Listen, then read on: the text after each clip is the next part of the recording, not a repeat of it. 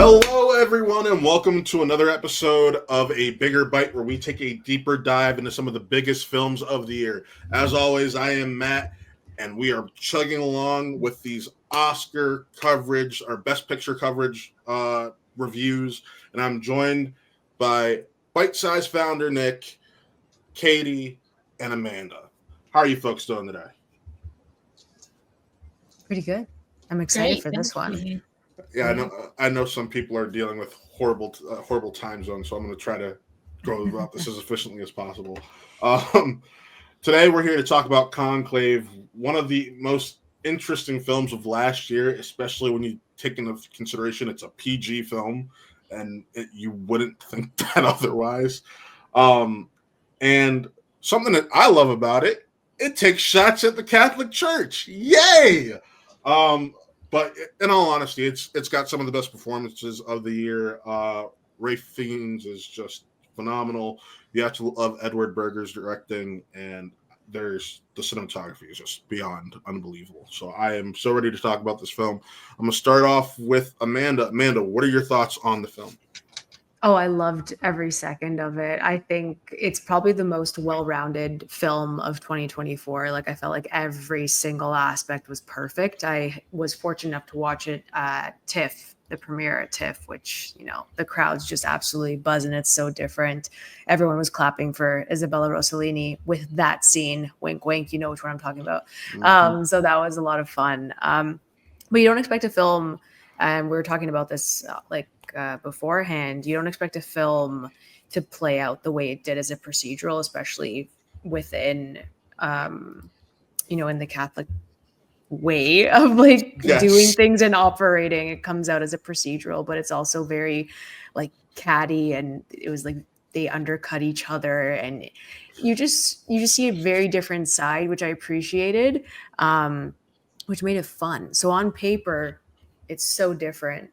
And then what happens with Berger, and then obviously cinematography, the score, it just livens everything up. And that's why I think every single aspect of Conclave is just, it's so special and so important. And it works like a well-oiled machine, which was, I was so fascinated about it.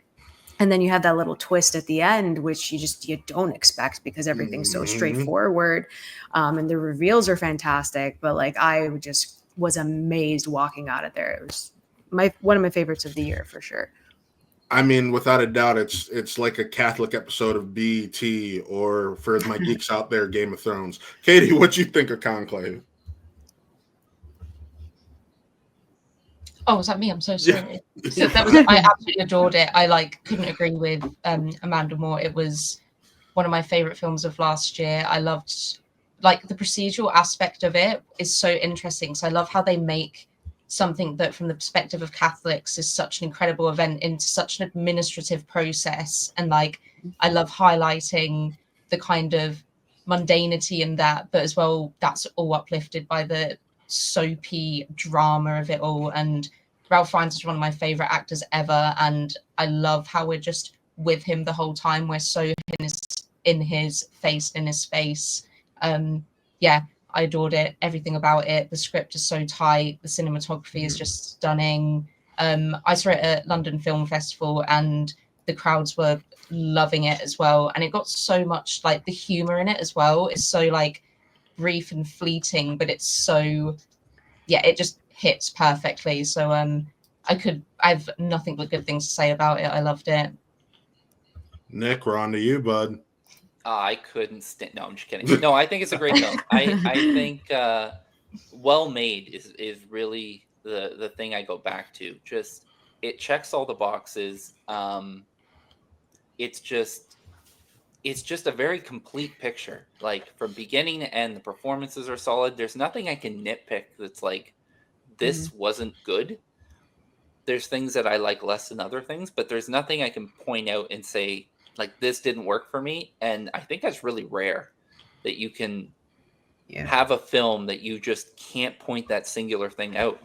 And I think the other thing that's really interesting about it is, we talked about the cattiness and almost this high school clickiness that you get to see in the Catholic Church. I didn't go to Catholic school. I'm not a particularly religious person, so I didn't know anything about the conclave process. So even just that on its own was really interesting to me. I'm honestly with you there, but I'm also not a very religious person, and Kevin Smith's classic Dogma is one of my favorite things because I love anything that takes on the church in any way. So, no, I do want to say, Amanda mentioned Isabella Rossellini, and I know one of Bitesize's member Paige is not happy that that she ended up with a nomination, but I want to speak on that performance because when it comes to supporting performances, it doesn't matter the size; it matters on the impact, and the impact that that scene in particular has is just unbelievable. She even calls out the church in the process, and you essentially saying, "Yeah, I know we're supposed to be seen and not heard, but you're gonna listen right now," and that was just absolutely great. She does a lot of acting with her face in the back and in the background. She doesn't have a ton of dialogue, but the nomination's well earned in that regard, and I think that's really speaks to how great her performance was personally. Thoughts? Yeah. Sorry. Go ahead, Amanda. No, it's okay, Nick. Go ahead. Yeah. I'm in the same boat as Paige. Isabella Rossellini, I have like I said, I have no problem with her. That's not an award-worthy performance to me. That's a very well-written scene and a pretty good performed scene that I think could have been performed by many other people in the same way. I think that when you look at the acting that she does with looks in the background and stuff, I think that a performance like in a movie I didn't love myself, a performance like Monica Barbaro in A Complete Unknown, I think she does a lot more with her looks in that film and conveys a lot more feeling and emotion and character than I find that Rossellini does. I think Rossellini's there, but if I was ranking my top 5 performances in the film, I don't have her in there. Amanda clearly has thoughts. I can't wait to hear these. Well, I do think that, like, due to category fraud at the Oscars multiple years in a row, I think, not that I want to say, like, people forget what a supporting role is. And I think that and I'm not saying, like, please don't be offended by this, Nick, but I'm just saying, like, I think that even the Academy has forgotten what a supporting role is in this case, where, you know, runtime, we have someone like Kieran Culkin getting nominated as well, which I think it's like more co-lead with Jesse Eisenberg at the same time. But I do think for what Isabella Rossellini had to, like, work with, I think she said a lot at the same time. And I do think that her nominations warranted for that reason, because it relies on subtleties at the same time. And a lot of the characters in Conclave is more so based on subtleties, and I think that's why it worked for me as well. It's not like our faces; it's just playing along and feeding off of each other too, with small moments. So I like her. You can go away, Katie. Sorry, Nick. Nick, please. Sorry, I'm sorry. No, don't apologize. We love it. We love it. The one thing I'll say to that is, my opinion on her performance is never factored in to her screen time. I'll give a little peek behind the curtain here. We're going to have the Bitesize Awards coming out very soon. And one of the performances that I think, a singular scene performance that stuck out to me much more, was Jesse Plemons in Civil War. And that to me is an example of a performance. You can do a singular scene and you can stand out and you can be memorable, and arguably the highlight of that entire film. So I don't think supporting necessarily has to equal a long runtime like a Kieran Culkin style role, but I just didn't leave Conclave going, man, Isabella Rossellini.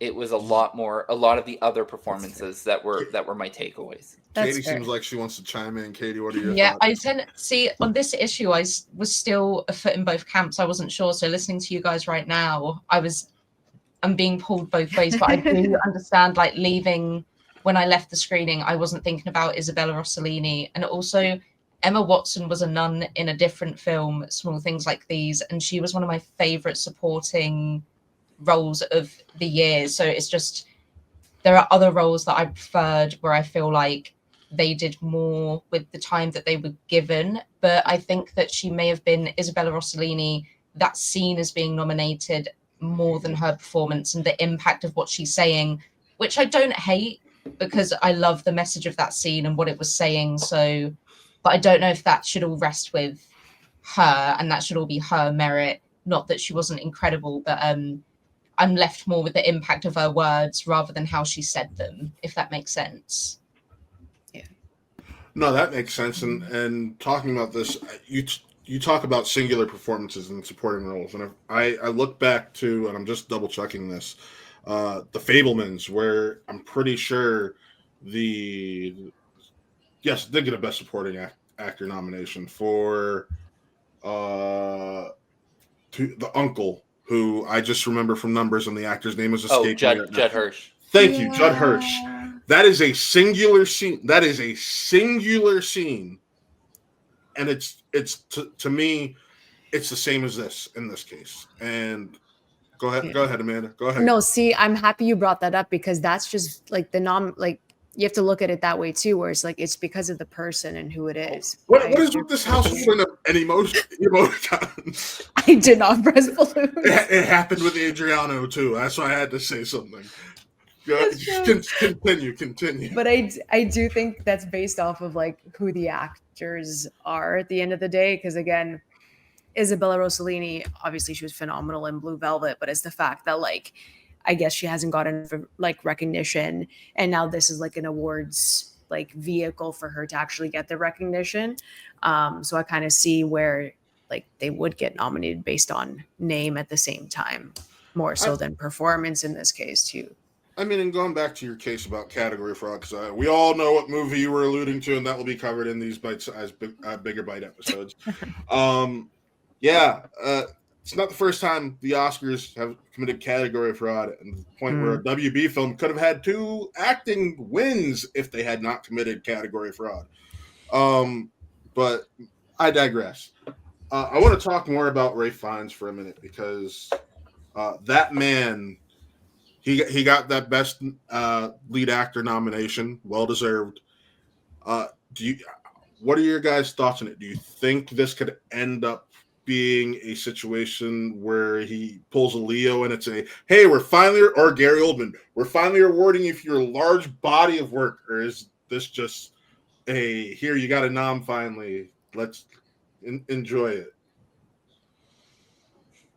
I don't think this is his year. I do think you're going to get the Ralph Fiennes Revenant Award at some point. But I also think he's very far from done. And he likes to do interesting roles. And I think he'll be kind of in the Oscar conversation in terms of performance for the next 5-10 years of his career if he keeps going this route. I mean, like, it wasn't in the awards conversation, but his role in The Menu was one of the better lead performances of that year that the Oscars didn't quite jump on.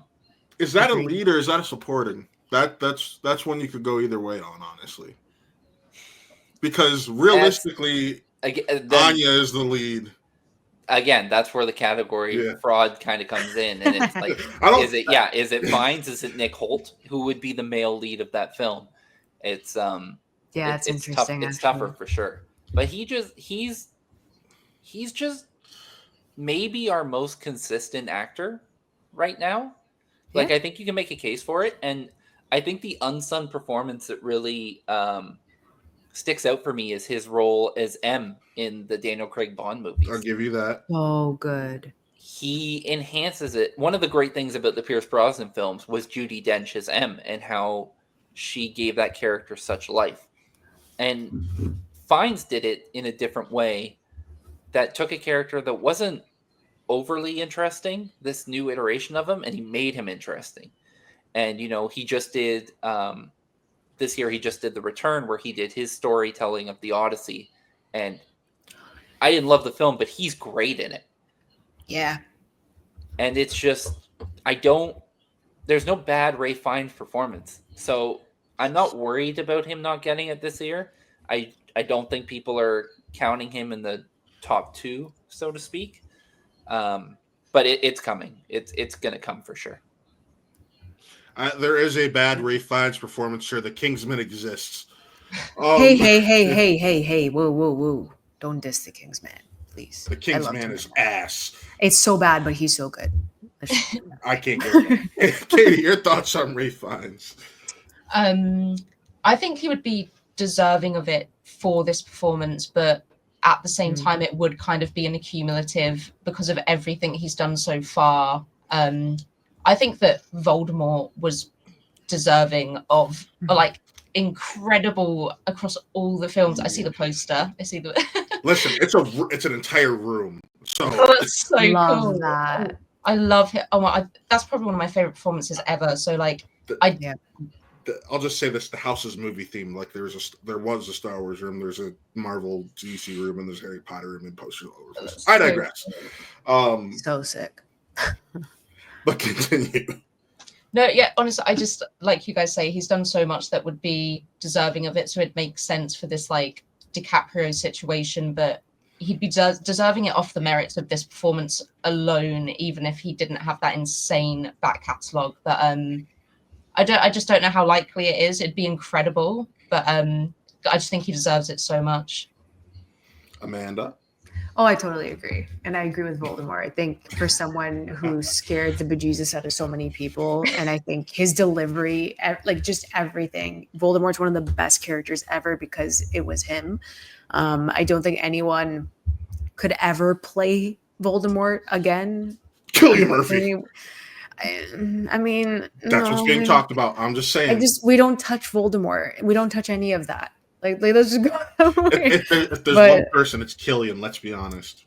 It could be good. He's great, and like besides the point. But I do love Ray Fiennes. I think that he gave like my favorite performance of the year, my favorite male performance. I love Timothée Chalamet as Bob Dylan, but it's just the fact that it's played off of the subtleties. He didn't do too much, but he conveyed so much emotion with his eyes and like the tears of just trying to, be better and be progressive and to push it forward and make the right decisions. And I think it was such like an internal battle for him, but it came out so beautifully at the exact same time because he was so hopeful. And I think it's just a beautiful performance and something different that we don't really see, but it's the fact that he just deserves it. Okay, he deserves it for this. I'm tired pretending that he doesn't deserve it for Conclave, but he does. I don't like who's the front runner right now, so that's besides the point. You and I both.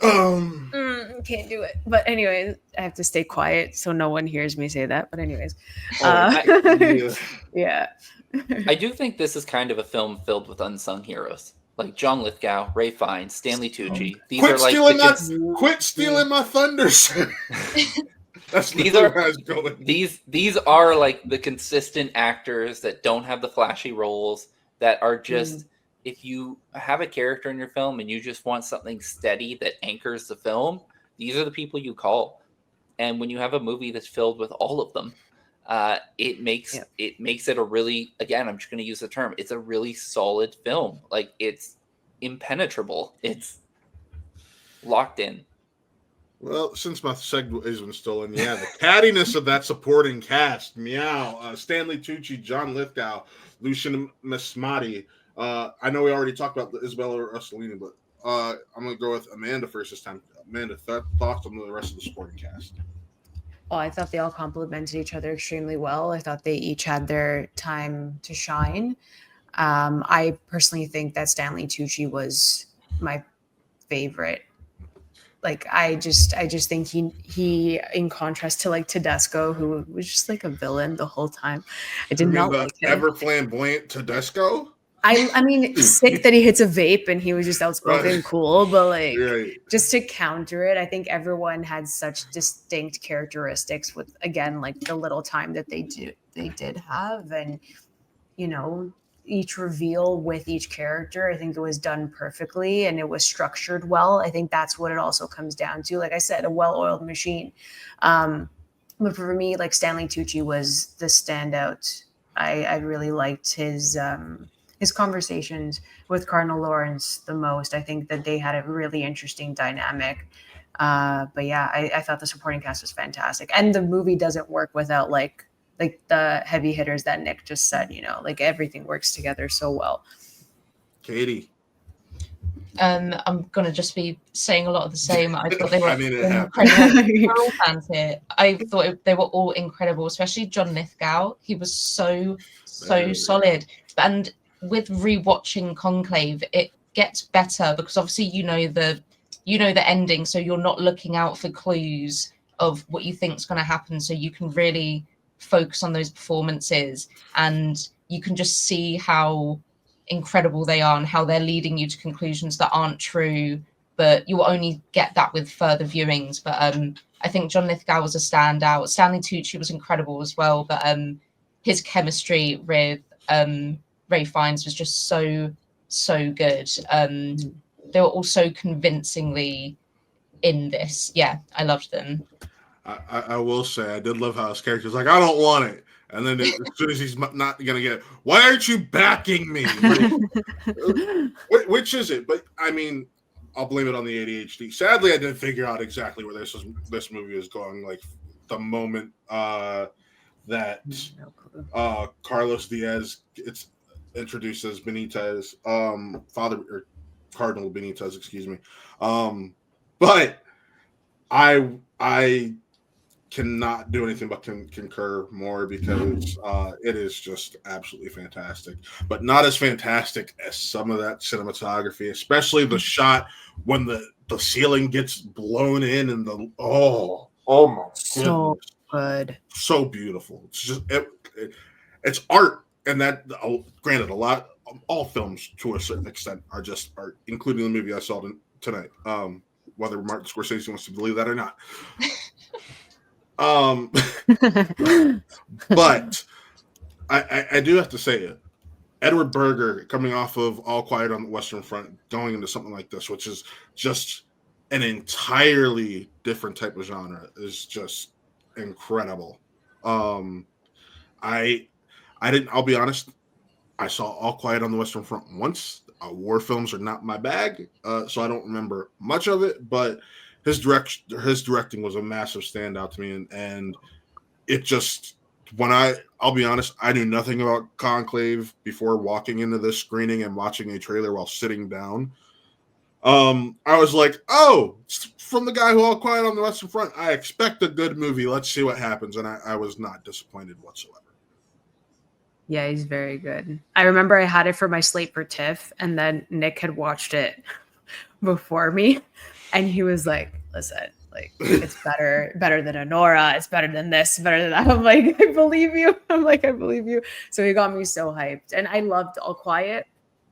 He's actually now, after Conclave, I'm like, he's the most exciting director for me right now to see what he has next. I can understand that. Yeah, like, I'm so stoked. Nick, I also don't want to jump on people like James Mangold, who I think is has directed some great films. But when you're looking at something like Conclave, or you're looking at something like Dune, to not come to the conclusion that the director is a big reason why these films work, I don't get how those names are not there. Like Denis Villeneuve, how you can nominate Dune for Best Picture and not Denis Villeneuve, I don't get. And I would say the same for Conclave. Like how you can nominate Conclave and not have Edward Berger. Yeah. It's a gorgeous film, but it's crafted in such a way that premise-wise, this could be really boring, guys. Like this could potentially be a dull film, and it's never that. No. I mean, to be fair, though, when you look at the directing category, there's only one name you can realistically be like, I'd kick that one out. And again, we'll touch it. Two. Yeah. Wait, I know you're second, and I disagree wholeheartedly on that. Knock out Mangold, Naughtyard. Like I said, I know you're second, and I disagree wholeheartedly on that. I agree with Nick. Sorry. Yeah, I think if you're getting a director award or a nomination for making a musical, it should be a film that should be a musical. You shut your mouth. But no, I can agree. I know there have been some people who have stated that if you're gonna do 10 nominations for certain categories, directing should have a larger nomination pool. And I think this year the conversations we're having now are a good precursor to that, because it's absolutely, like, I personally would keep Mangold in there, but however, I still would like to see Villeneuve in there. I still would like to see Edward Berger in there, and it's sad that they're not. I can admit to that. It's also sad that Luca didn't get any noms this year, but I'm not going to get into Same. that. Makes me so sad. I would low-key take out Sean Baker, but that's besides. Interesting. Sorry. I'm sorry. No. Interesting. That wasn't It's a bad. not that podcast. I'm sorry. No, yes, it is. Yes, it is. Bring it. We all know you want to tear your household apart. I will say, Amanda does kind of bring up a good point. It's not the Best Picture Part 2 award. Like, you need to earn a director nomination, and I think Anora is a very well-directed film. I don't know if I'd say Baker's in my top 5. Like, I agree. And I don't like I don't love the Brutalist near as much. I don't love the Brutalist near as much as some people.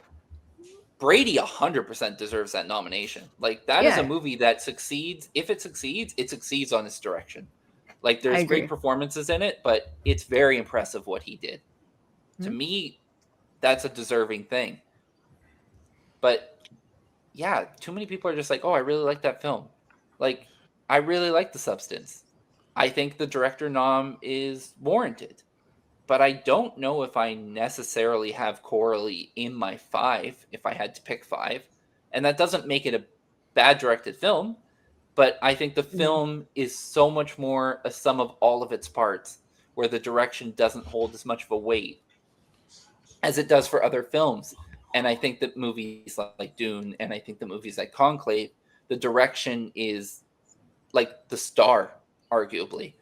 Agreed. And I think that's who those awards should be given to. Katie, you seem to have some thoughts. I keep seeing like you perk up for a second, like you're trying to get in there. It's because when the conversation's going, it's like I just keep thinking of stuff, and I was like, it's an interesting conversation. I think, like, I would argue that I'm going to pronounce her name wrong. Coralie Fargo. Farge. I always say Farge. I think she would be more deserving than Edward Berger in this situation, because with Conclave, in a similar way you said that The Substance is like the sum of its parts, I really feel that with Conclave, because the script is so incredible and the performances stand on their own, and we knew they could pull that out the bag performance-wise, not regardless of the director, but we know that they have that skill set anyway. The score was such a big part of it for me as well. The score was one of my favorite things about it, actually. I loved it. And same with the cinematography. There's such different players who stand out, not more than the director, but it would have been great to have the nom, but there's other individuals. You make a very valid point. Like, this is very much you probably could have thrown a different director in there and gotten a similar, if not the same movie. But you made me think about how this score is an Oscar-nominated score, and this score is powerful at times. I was in an Atmos theater for this, and that theater was shaking. There are very few scores I go back and revisit. Or I should say, I used to revisit scores a lot, and then I had to start reviewing everything. And yeah. Anyways, this is actually one of those ones I made time to revisit immediately when I could, because it was just that amazing. I do want to say that overall, I think we've covered this film fairly well, and it's so amazing that we're able to get stuff like this. And I know it's, when it comes to art that challenges, it's some of my personal favorite, because what are we doing if we're not challenging certain beliefs and viewpoints in art? What are you saying? So just real quick, some of your favorite, I want to ask each of you some of your favorite things about this in terms of how it challenges certain beliefs and views. I know it's not an easy question.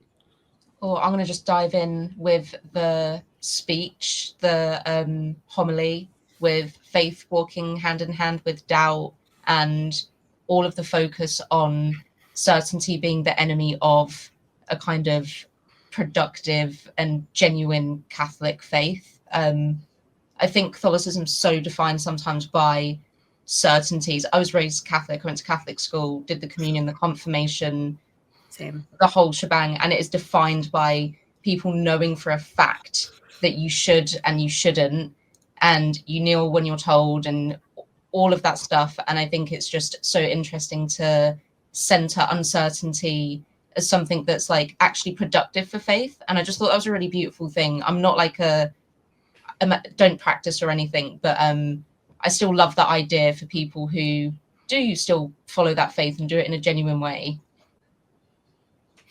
Amanda. Yeah, I mean, to piggyback off of that, it's when Carlos Diaz actually speaks, like he says that line where he's like, I've lived my whole life like as uncertainty because he's intersex. And I thought that, just to piggyback, all of like hand in hand, those scenes are just fantastic. And I think that even that twist happening where like he does, he is elected, and it's just being progressive in a way that like we don't see it reflected now with the Catholic Church, and they say that they're progressive, but then you have a story like this, and it's just really, I feel like it's more impactful than certain other films and what they're trying to say in their films this award season. I think that Conclave was more effective in delivering those like powerful messages about just being human and just respecting others and just kind of like having a unified front no matter what that kind of looks like. So I really appreciated that too from the film. Nick? Yeah, I think Amanda and Katie kind of nailed it there. The only thing I would add is you're often going to get films like a film like Spotlight that looks very negatively on the Catholic Church, or you're going to get a religious film that looks very positively on the Catholic Church. What you don't typically get to see is the infighting and the Catholic Church not all being of one mind about where they are. And that was really interesting for me. And I think that's kind of an important thing, that you view this entity as either good or evil, or not to that necessarily that extreme, but like a singular thing. And the idea that there's dissension within that and different variations of those beliefs. And some people are on board with some stuff and some people are not on board with other stuff. And the idea that someone in the Pope's position, the Pope who passes away, or even Ray Fine's position, that they are questioning their faith, that they may leave the Catholic Church. You don't really get that kind of stuff. And I think showing that level of humanity and level of drama is not the right word, but level of everything isn't one thing, that there's all these moving parts within and not everyone is of one mind. I think that was one of the more interesting aspects that you don't really get to see that often. All right. And with that, folks, that was today's episode of A Bigger Bite. Thank you for tuning in. Real quick, of course, you can find Nick and Katie on Bitesize Breakdown. But Amanda, where can the good folks find you? Yeah, well, thanks for having me tonight, guys. It's so much fun. You guys can always follow me over at AMX NDA Reviews on Twitter, Blue Sky, Threads, if people still use it. You can check out my website, candidxcinema.com, and my YouTube, Candid Cinema, as well. Awesome. And for me, you can find me over on Want Real Entertainment and right here on A Bigger Bite, ongoing podcast series right now, Views from Metropolis, leading up to the latest Superman film. But until then, folks, I am Matt, that is Nick, that is Katie, and that is Amanda, and this was A Bigger Bite. We'll see you next time.